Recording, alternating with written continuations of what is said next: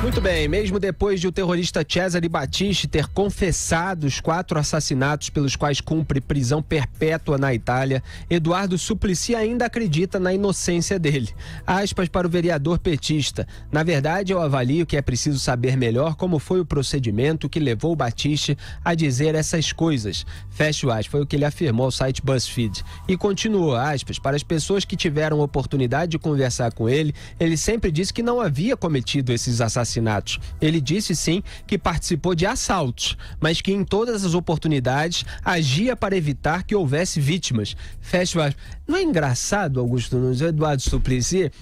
Não, mas ele nunca disse, ele nunca confessou. Ele confessou assaltos, mas assaltos tudo bem, né, Augusto? Tudo bem. Assalto tá tranquilo, roubar os outros e tal, imagina. Não tem problema nenhum, né? Exatamente. Já viu petista assim se assustar com alguém que confessa assaltos e tal? Não, né? Pois é. Então, vamos aos detalhes do que são essas coisas citadas por Suplicy. A confissão de Battisti ocorreu durante interrogatório feito na prisão pelo procurador Alberto Nobile. Até então, o italiano, que integrou o grupo Proletários Armados pelo Comunismo nos anos 70, negava envolvimento nos homicídios e se dizia vítima de perseguição política. Não por acaso. No interrogatório, Battisti confessou que é responsável por 4 homicídios, 3 ferimentos graves e uma série de roubos. Dos 4 assassinatos, ele foi o executor de 2. O terrorista foi condenado à prisão perpétua pelos crimes que negava ter cometido. Só para deixar claro, dos outros 2, ele foi mandante do assassinato. Exatamente. E após décadas foragido na França e no México, Battisti se instalou em 2004 no Brasil, onde permaneceu escondido até sua primeira detenção em 2007. Na confissão, Cesare Battisti disse que usou as declarações de inocência para obter apoios da extrema-esquerda na França, no México, no Brasil e do próprio Lula. O italiano também afirmou que já sabia que as coisas mudariam para ele com a eleição de Jair Bolsonaro. Lembrando que o Lula deu refúgio ao Cesare Battisti aqui no Brasil em 2010, no último dia, praticamente, do seu segundo mandato, quer dizer, antes da sua sucessora Dilma Rousseff assumir o seu posto, apadrinhada por ele.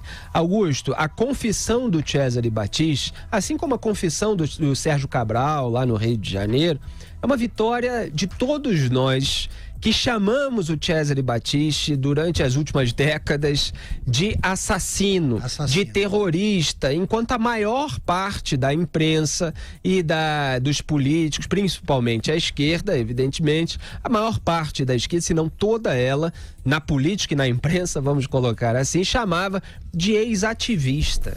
E olha que eles sabiam que tinham assaltado confessadamente, sendo que parece que esse pessoal acredita mais no criminoso do que na justiça do país que o condenou.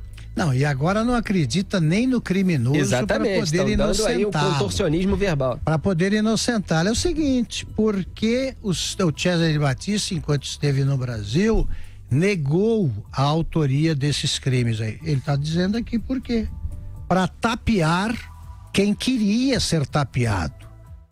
O presidente Lula, então presidente, o então ministro da Justiça Tarso Genro, que foi que o hospedou em Porto Alegre, são amigos, para tapear o gente como Eduardo Suplicy. Agora o Eduardo Suplicy continua fazendo questão de ser tapeado e de fazer, ele gosta de fazer papel de bobo.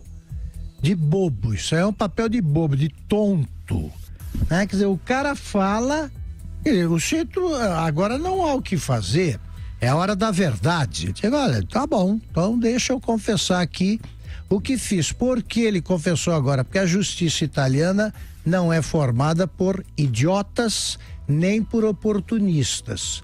Eu aguardo, Suplicy não vale, né? Ele usa a cueca fora do uniforme, né? Como ele já apareceu assim trajado no Senado. O Suplicy não vale. Agora esse aí tem 2 anos de idade mental. Mas e os outros? Eu quero que eles se manifestem. Eu quero ouvir o Tarso Genro. Quero ouvir a Gleisi. Eu vou te falar o que o Tarso Genro Quero ouvir disse. o Lula. Eu quero que eles expliquem agora para saber se eles também não acreditam como o nosso doce e angelical Suplicy, que vai assim tentando enganar eleitores também, só que na última vez não deu, né?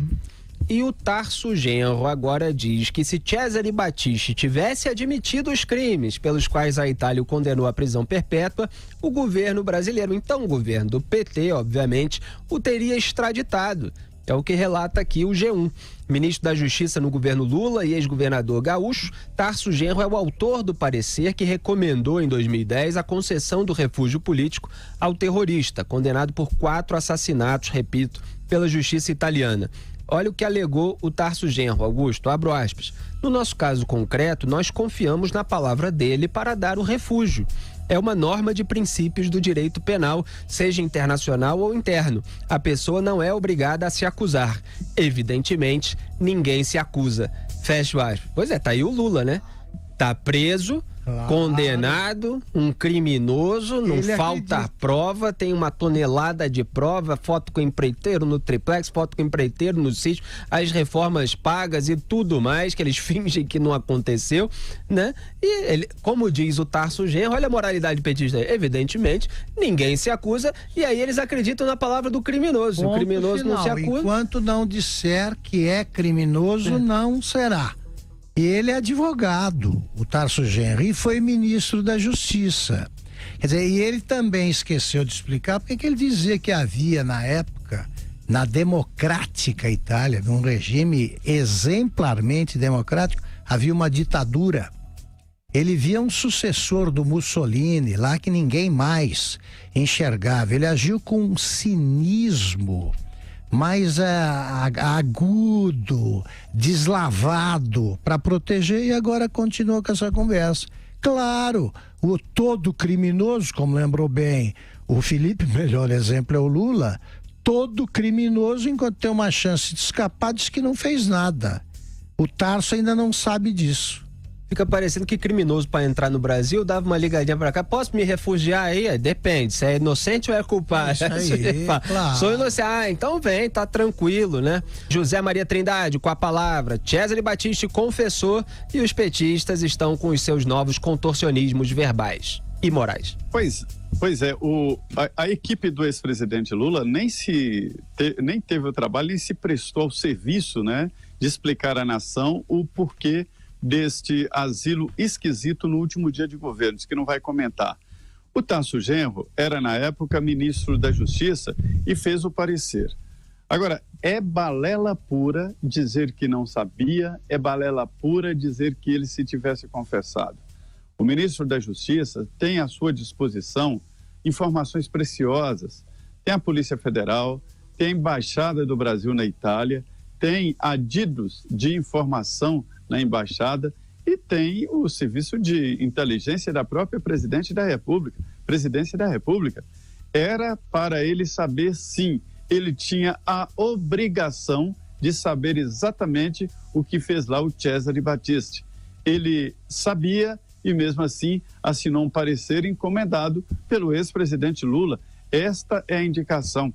E o incrível dessa história, que se tornou uma mancha do Brasil, muito na Itália, mas também no exterior, como o grande país que recebe criminosos, né? Isso é uma mancha indelével, vai ficar para sempre na história do Brasil e na história da relação bilateral Brasil-Itália, essa história de aceitar um criminoso que matou 4 pessoas, condenado à prisão perpétua na Itália, e aqui andando para lá, andando para cá e morando na praia. Só quando houve a mudança de governo, ele se sentiu ameaçado, né? Fugiu, e aí já houve a prisão decretada pelo Supremo e a extradição decretada imediatamente.